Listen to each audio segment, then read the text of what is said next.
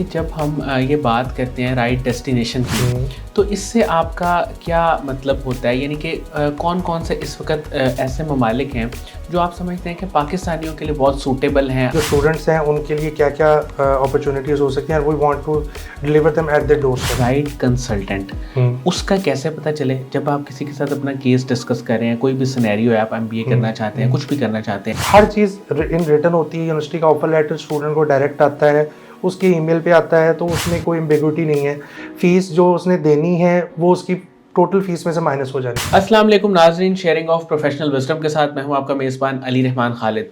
नाज़रीन, आप लोग जानते हैं कि हम हमेशा ही अपने प्रोग्राम में ऐसे लोगों को शामिल करते हैं जिनकी गुफ्तगू से आपको कुछ सीखने को मिले और जिनकी ज़िंदगी के तजुर्बे से आपकी ज़िंदगी में कोई वैल्यू एडिशन हो सके। आज जो मेहमान हमारे साथ मौजूद हैं वो CEO हैं अल्टीमेट एजुकेशनल सॉल्यूशंस के। इनका जो ये इदारा है पिछले 15 सालों से काम कर रहा है। ये कंसल्टेंसी भी प्रोवाइड करते हैं, बताते हैं कि कौन सी जगह आपके लिए बेस्ट है, चाहे वो स्टडी के हवाले से हो, चाहे जॉब्स के हवाले से हो, कहाँ कहाँ पे क्या क्या ऑप्शंस आपके लिए मौजूद हैं। क्योंकि आजकल तो बहुत सारे लोग ये चाहते हैं कि हम पाकिस्तान से बाहर चले जाएं और जो वहाँ पे अपॉर्चुनिटीज़ हैं उनको एक्सप्लोर करें। तो हम इनसे ये जानने की कोशिश करेंगे कि सबसे पहले तो कौन से मुल्क जिनमें हम जा सकते हैं, जिनमें जाना आसान है, और जिन में जा सकते हैं उनका क्राइटेरिया क्या है, तरीका क्या है, प्रोसेस क्या है, उस पर भी बात करेंगे। और फिर उसके बाद वहाँ जाके अगर आप ग्रेजुएशन करते हैं, मास्टर्स करते हैं, कुछ भी पढ़ते हैं, तो उसका आपको लॉन्ग टर्म में क्या बेनिफिट होने वाला है, ये सारी बातें आज के इंटरव्यू का हिस्सा रहेंगी। अस्सलाम वालेकुम उमर शहजाद साहब, कैसे हैं आप? वालेकुम सलाम, अल्हम्दुलिल्लाह मैं ठीक, आप सुनाएं ठीक है? सर मैं अल्लाह का शुक्र बिल्कुल ठीक। बहुत शुक्रिया सर आपके वक्त का। बहुत सर शुक्रिया आपने मास्टर्स किया मैनेजमेंट में UK से जी। और फिर उसके बाद आपने ज़ाहिर है कि कंसल्टेंसी के बिज़नेस में आए और आप अल्टीमेट एजुकेशनल सॉल्यूशंस के CEO भी हैं। सर ये जो आपका इदारा है ये करंटली किन किन प्रोजेक्ट्स पे काम कर रहा है, क्या सर्विसेज दे रहा है? अल्हम्दुलिल्लाह 15 इयर्स प्लस हो गए हैं अब हमें इस बिज़नेस में, और मोर देन 10,000 स्टूडेंट्स अल्हम्दुलिल्लाह अभी तक हम डिफरेंट कंट्रीज़ में भेज चुके हैं। Currently we are working on जो स्टूडेंट्स हैं उनके लिए क्या क्या अपॉर्चुनिटीज़ हो सकती हैं, we want to deliver them at the doorstep. सही।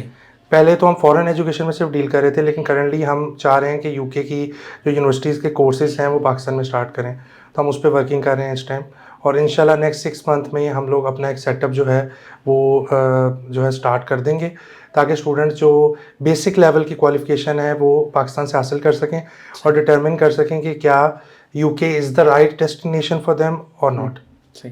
सर मुझे ये बताइएगा कि जब हम ये बात करते हैं राइट डेस्टिनेशन की, तो इससे आपका क्या मतलब होता है? यानी कि कौन कौन से इस वक्त ऐसे ममालिक हैं जो आप समझते हैं कि पाकिस्तानियों के लिए बहुत सूटेबल हैं, आसान है, जहाँ पे अपॉर्चुनिटीज़ हैं, वो बताइएगा। जी, राइट डेस्टिनेशन की आज से 5 साल पहले डेफिनेशन और थी।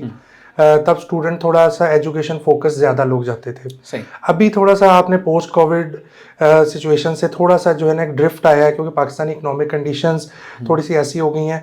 पहले तो एक हाई स्कूल स्टूडेंट जाना चाहता था, मास्टर स्टूडेंट फ्रेश जाना चाह रहा था, अब वो लोग भी जाना चाह रहे हैं जो फैमिलीज़ के साथ यहाँ पे 5-7 साल हो रहे हैं, 10 साल रहे हैं, और उन्हें अपना कोई फ्यूचर नज़र नहीं आता। तो हर बंदे का केस डिफरेंट है। एक बंदा को फैमिली के साथ जाना चाह रहा है तो हम उनको और कंट्री सजेस्ट करते हैं जहाँ पे लिविंग कॉस्ट कम है, क्योंकि जब स्टूडेंट यहाँ से जाता है तो वो अपना क्या कहते हैं कश्तियाँ जला के जा रहा है। बिल्कुल ऐसे। ठीक है, तो वो उस कॉस्ट को देखता है कि यार कॉस्ट ऑफ सेटलमेंट क्या है। तो cost of settlement different countries के डिफरेंट है। आज से 1 साल पहले UK was an ideal destination for families, अभी वो चेंज होके वो स्वीडन और फिनलैंड इस साइड पे वो शिफ्ट हो चुकी है। सर मुझे ये बताइएगा आपका स्टडी के दौरान जो UK में रहने का एक एक्सपीरियंस था वो कैसा रहा, क्या एक्सपोजर मिला और क्या आपको सबसे अच्छी बात लगी वहाँ पे? एक तो I started my degree in 2007। Pakistani education system उस टाइम इससे भी ज़्यादा आउटडेटेड था थोड़ा। जब मैं UK गया हूँ तो सबसे बड़ा शौक ये था कि वो यहाँ पे तो हम पेजेस भरने को बिलीव करते हैं कि जी मुझे ज़्यादा आता है, इट मीन्स मैंने 7 पेजेस 8 पेजेस पे लिख दिया। वो बिलीव करते हैं शॉर्ट लिखा हो और टू द पॉइंट हो। रिसर्च बेस्ड डिग्रीज हैं बेसिकली उनकी। उसमें आपको बुक्स नहीं दे देते कि जी आपने ये बुक पूरी याद करके आ जाए, मैं टेस्ट ले लूँगा आपका, और लोग बुक से भी बाहर से लिख के बैठे होते हैं। इस तरह का कॉन्सेप्ट नहीं है वहाँ पे। आपको कोई बुक नहीं दी जाती, आपको गाइडलाइन दी जाती है, then you will have to do your own research and assignment based mostly वहाँ पे जो है वो एजुकेशन है। यानी प्रोजेक्ट बेस्ड जी, प्रोजेक्ट, और उसमें लर्निंग ज़्यादा है, प्लस इंडस्ट्रियल लिंक्स उनके बहुत अच्छे हैं और इंडस्ट्री से लोग आते हैं, वो उन्हें आके बताते हैं कि रियल टाइम क्या इश्यूज हैं, हम किनको एड्रेस कर रहे हैं और फ्यूचर में आपके लिए क्या जॉब प्रॉस्पेक्ट्स हैं इन द इंडस्ट्री। सर जब भी हम बात करते हैं बैरून मुल्क पढ़ने की, यूके हो, यूएसए हो, कहीं पे भी, तो ये इम्पॉर्टेंट क्यों है कि आप राइट कंट्री और राइट यूनिवर्सिटी को चूज़ करें? ये क्यों इम्पॉर्टेंट है? देखिए, इसमें दो चार चीज़ें हैं। सबसे इम्पोर्टेंट तो आजकल के, अगर हम उस सिचुएशन को देखें तो हमें वो कंट्री देखना है जो पाकिस्तान को वेलकम कर रहा है, हमारे स्टूडेंट्स को ले रहा है। बिल्कुल ठीक। अगर आप देखें तो हमें दुबई तक वीज़े देने को तैयार नहीं है। तो USA has been a destination जिसमें वीज़ा रेशो स्टार्ट से कम रही है। सही।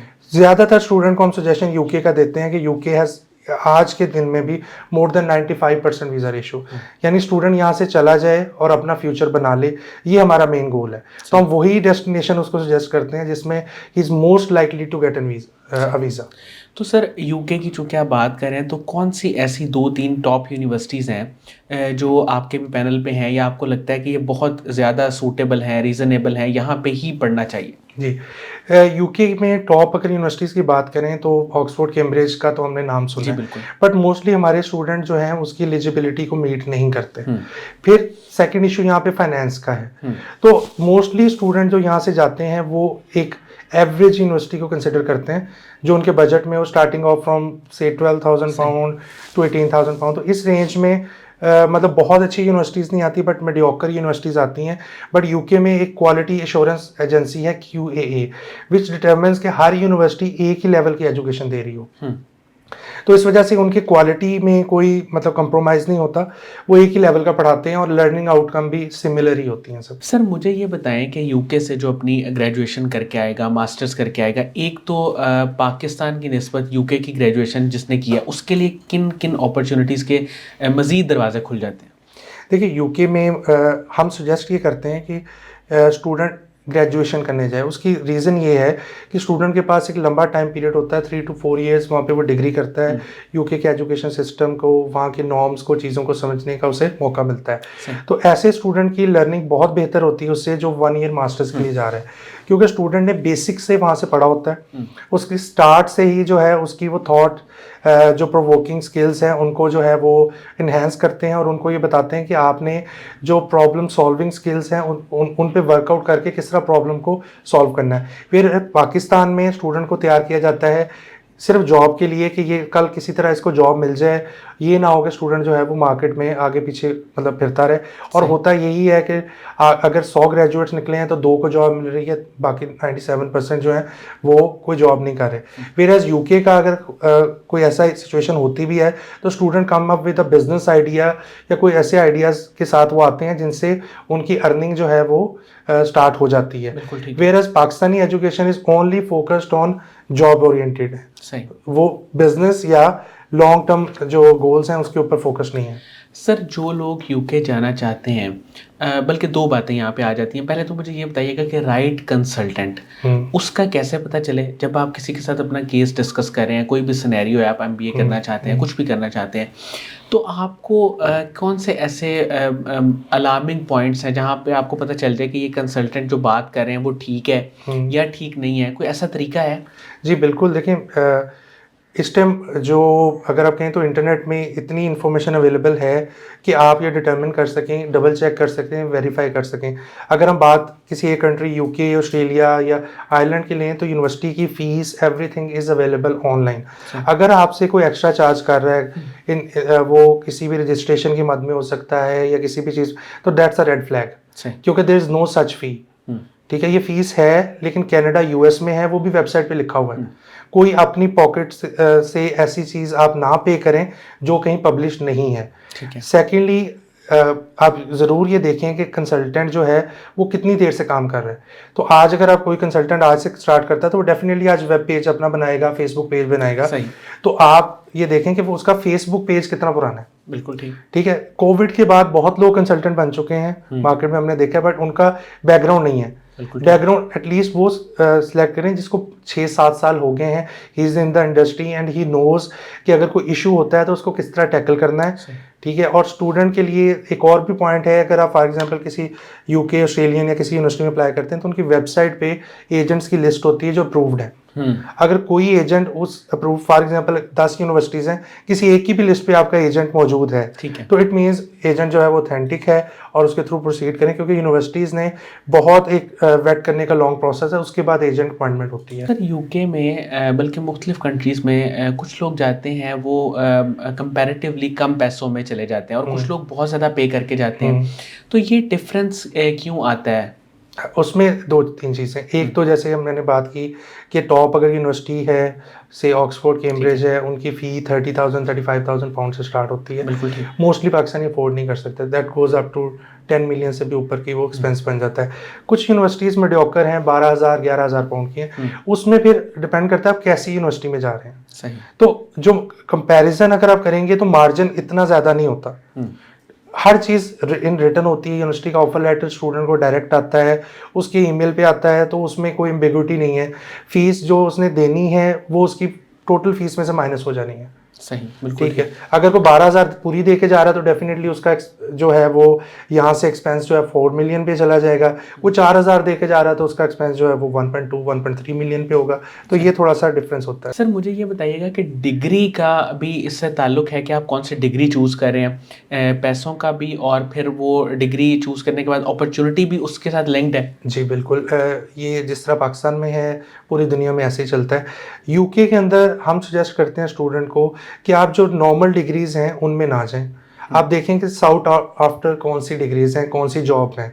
जैसे अब बाहर ब्लॉकचेन का बहुत काम है, जिसको हम ये क्रिप्टो करेंसी, जिसकी बहुत बड़ी एग्जांपल है, IoT इंटरनेट ऑफ थिंग्स है, देन साइबर सिक्योरिटी है। ऐसे प्रोग्राम्स में जाएं जिसमें कल को फ्यूचर है। Instead of going for simple MSc computer science, तो आप क्या कर लेंगे उसके बाद? आपको ऑप्शंस बहुत कम है और आपने बहुत बेसिक लेवल पे पढ़ा होगा। वेयरएज अगर आप इसी कंप्यूटर की फील्ड में देखते हैं तो डेटा एनालिटिक्स है, साइबर सिक्योरिटी है, देन IoT है, जो मॉडर्न फील्ड्स हैं, वो सिलेक्ट करें। स्टूडेंट मोस्टली पाकिस्तानी हमारे पास आ कहते हैं यार हमें भेज दें आसान सी फील्ड में, मैंने पढ़ना नहीं है, जो कि बहुत गलत बात है। क्योंकि अगर आप स्पेंड कर रहे हो, एक इन्वेस्टमेंट कर रहे हो, वहाँ की स्टडीज बहुत इजी हैं, 2 से 3 क्लास होती है, आपके पास पार्ट टाइम की फुल अपॉर्चुनिटी है। So why not going for a field जिसका कल को फ्यूचर है। सर मुझे ये बताइएगा कि अगर कोई स्टूडेंट जाना चाहता है, उसने अभी अपनी ग्रेजुएशन नहीं की, अपना इंटर वगैरह किया है, तो सबसे पहले उसके लिए क्या क्या बैरियर्स हैं जिनको उसने तोड़ना है, पूरा करना है? कौन कौन से ऐसे टेस्ट हैं जो फौरी तौर पे देने पड़ेंगे? अगर हम स्पेसिफिकली यूके की बात करें, मैं चाहूँगा प्रोसेस को आप थोड़ा सा बताएं। जी, बेसिकली यूके में कुछ एक्सेप्टेबल टेस्ट हैं जिनमें आइल्स का नाम आपने सुना होगा, उसके अलावा PTE है, लैंग्वेज सर्ट है, काफ़ी टेस्ट हैं। तो स्टूडेंट जिसने इंटरमीडिएट किया है तो हम उससे ये सुजेस्ट करते हैं कि जैसे ही वो एग्ज़ाम्स दे दे, वो अपनी आइल्स या PTE की प्रिपरेशन स्टार्ट कर ले। ये 2 टेस्ट इसलिए रिकमेंड कर रहा हूँ कि इनकी एक्सेप्टेबिलिटी वाइड है, हर जगह ये यूके और बाकी कंट्रीज़ में भी एक्सेप्ट हो जाते हैं। इसकी प्रिपरेशन स्टार्ट करे और अपने डॉक्यूमेंट दे के अपना ऑफर लेटर मंगवा ले।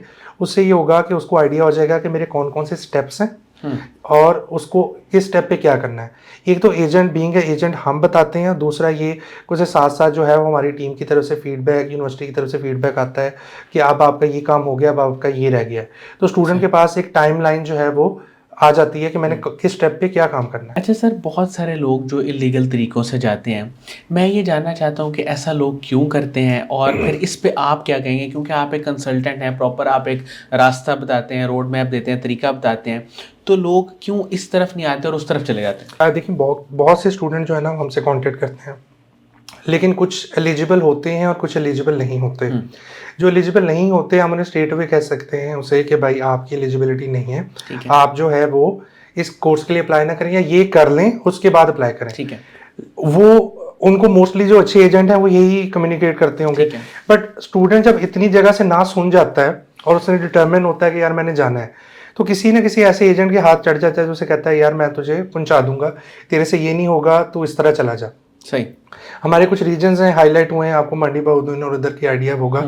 उधर के एजेंट यही काम करते हैं, मतलब पूरे पाकिस्तान से लोग उनसे कांटेक्ट करके उनके थ्रू जो है वो ये रूट लेते हैं। और ये मोस्टली वो लोग होते हैं जो regular study visa, work permit या किसी और कैटेगरी के लिए एलिजिबल नहीं होते हैं। सही सही। तो ऐसे लोगों के लिए सजेशन यही है कि जो रिस्क है अल्लाह पाक ने दे देना है, जो उनकी किस्मत में लिखा है वो यहाँ पे भी मिल जाना है और वहाँ पे भी मिल जाना है। तो सबसे पहले तो इसके ऊपर रखें कि इंशाल्लाह आप जो है वो कुछ ना कुछ यहाँ भी कर सकते हैं। उनके लिए सजेशन है कि वो बिल्कुल ये रास्ता इख्तियार ना करें। इसकी वजह से ना सिर्फ उनके लिए मसाइल हैं बल्कि हम पाकिस्तानियों और बाकी लोगों के लिए भी मसाइल पैदा होते हैं, और जिससे स्ट्रिक्टनेस होती है और ये ह्यूमन ट्रैफिकिंग के जो रूल्स हैं इन्हीं के खिलाफ बने हैं। बहुत बहुत शुक्रिया उमर शहजाद साहब, आपने हमारे लिए वक्त निकाला। नाज़रीन, मुझे उम्मीद है कि इनकी गुफ्तगू से आपने बहुत कुछ सीखा होगा। ख़ास तौर पे इन्होंने यूके के हवाले से गुफ्तगू की कि वहाँ पे क्या क्या अपॉर्चुनिटीज़ हैं, फिर यूनिवर्सिटी का, डिग्री का और ममालिक का भी थोड़ा सा इन्होंने कंपैरिजन किया और बताया कि सबसे सूटेबल और बेहतर क्या क्या ऑप्शंस आपके पास अवेलेबल हैं। इसके साथ ही इजाज़त दीजिए, अपना बहुत ही ख्याल रखिएगा। इंशाल्लाह दोबारा हाज़िर होंगे एक नए इंटरव्यू के साथ। तब तक के लिए अल्लाह हाफ़िज़।